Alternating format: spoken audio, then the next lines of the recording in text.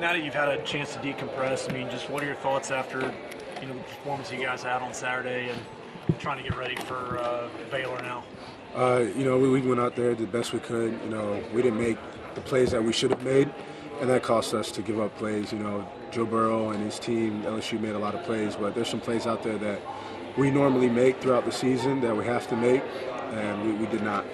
When you came away from that, was there just kind of a feeling of anything we throw at this guy, it's just not going to work? It wasn't really like he was Superman. It was we weren't clicking. And, it was one of those days where, like I said before, you got to make those plays. You got to make 100% of the plays you're supposed to make. Not 90, not 50, not 70. You got to make 100% of the ones you're supposed to make. And when you don't, it puts yourself in a hard situation. JR, how much frustration when the offense has been struggling like it has been? How much frustration exists in the defensive room? I mean, you get to like week 5 and you know what type of offense you have, so you take it upon yourselves, and it is what it is. You can't really be mad at them or have frustration on the defense because we're a defense-heavy team, so we know that. It's week 12, we're going into the SEC championship. It's nothing new to us, so we got to go out there and execute. You said by week 5. What was it, like a lack of execution, a lack of trying, or what was it? It's nothing like that. It's just like this is the type of offense you're going to have this year. Sometimes you might have a defense that gives up a whole bunch of points, and that's what happens. This year we had a defense that was very stout, and on the offensive side, they didn't put up as much points as we would like, as they would like either. So we just know that's the type of team we got to have, and we know on defense we got to go out there and do our job. We know at least during the Tech game that some of you guys stood up and told them, hey, come on, get it going, let's go. I mean, was that just kind of a one-off thing, or was there just kind of sometimes frustration with like, hey, pick it up, let's go? It's just brothers challenging each other, and we know they're a lot better than Tech, and they're a lot better than what they were showing out there. And you saw in the second half they came and got everything going. So it's just guys out there challenging each other, and you need that in a locker room, you need that in a team. You don't have a good team if guys can't challenge each other and come to each other man to man and talk to each other. Have you made a decision for sure in terms of are you going to play? Dogs are playing. I'm still a dog, man. What does it mean to be recognized and be part of this event? It means a lot. This whole week, taking it all in, just being excited, being here.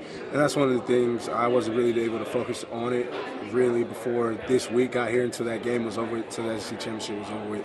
So now that I'm here, now I just left Charlotte, had a good time there. Now I'm here.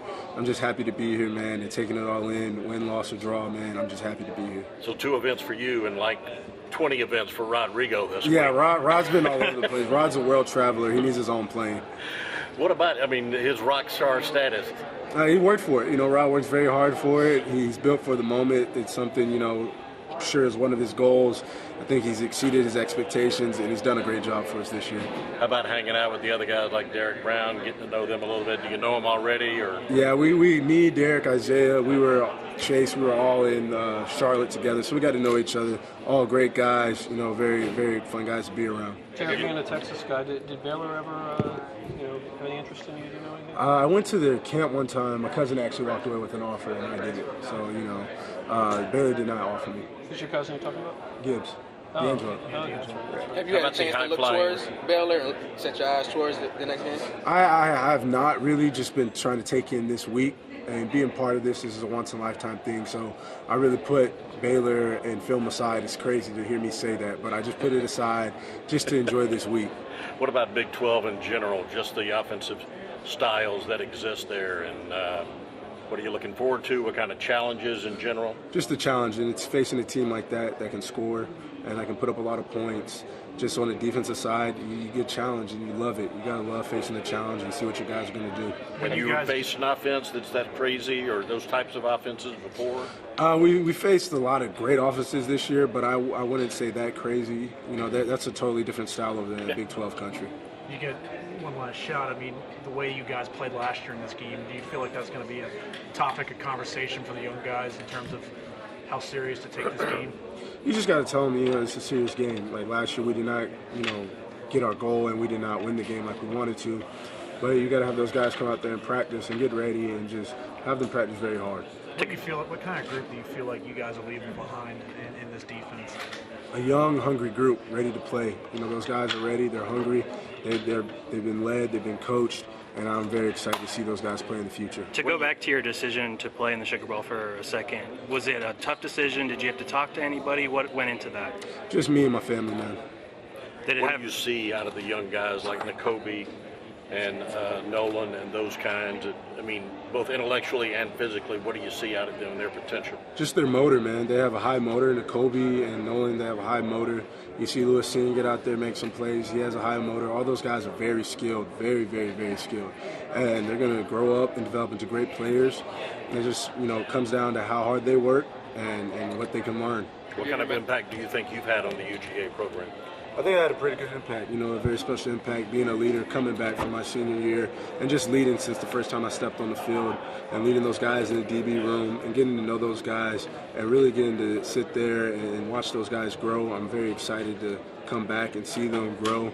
And, if I come back to a game, I might be over there yelling at them, coaching at them, just because of the bond we created over the years. Have you met any of the other two guys up for the scoreboard? Actually, Jeff Okuda, we trained together back in Texas, so I know Jeff. From afar, just watching Grant Delpit, what are your impressions of this game? What's made him so special? He's always around the ball. He has nose for the ball. He's a great player. Now, you've got one of those great stories that people love to talk about. When you were growing up and you were a kid tossing the ball around the backyard, whose jersey were you wearing? Who were you when you were out there playing? I was J.R. Reed, I was myself. I wasn't my dad. I wasn't anybody else. I was really myself, and that's something that comes from my dad. My dad always tells me, be yourself. You don't have to wear my number if you don't want to. Come up with your own ideas. Be your own person. You don't have to cheer for my team. I was never pressured or to ever follow in his footsteps. I was always taught to create my own. Is there anyone you're going to miss the most? From Georgia? Yeah. Definitely the fans, man. I'm definitely going to miss the fans the most, just that atmosphere. You don't get to play in front of 93,000 that many times in a life. Justin Fields is going to be here the next half hour. I already saw him. You saw him today? Yeah, I already saw him in the hotel, slapped him back across his head. Me and Justin have a great bond. He's a good friend of mine. And when he was here, we hung out, and we're still friends. So what was he doing in the hotel? Oh, he was just there. He was just at the hotel, yeah. I just dapped him up, Yeah. told him what's up. Have you followed his season from afar when you had a chance to see him? Yeah, definitely. He's done a great job. He's done everything that I expected him to do. Great kid, great teammate. He's a great player. You expect him to go to New York maybe as a Heisman finalist? Well, yeah, I definitely. I've seen the kid in practice, and just watching him get better each game, I just definitely knew he'd be up there.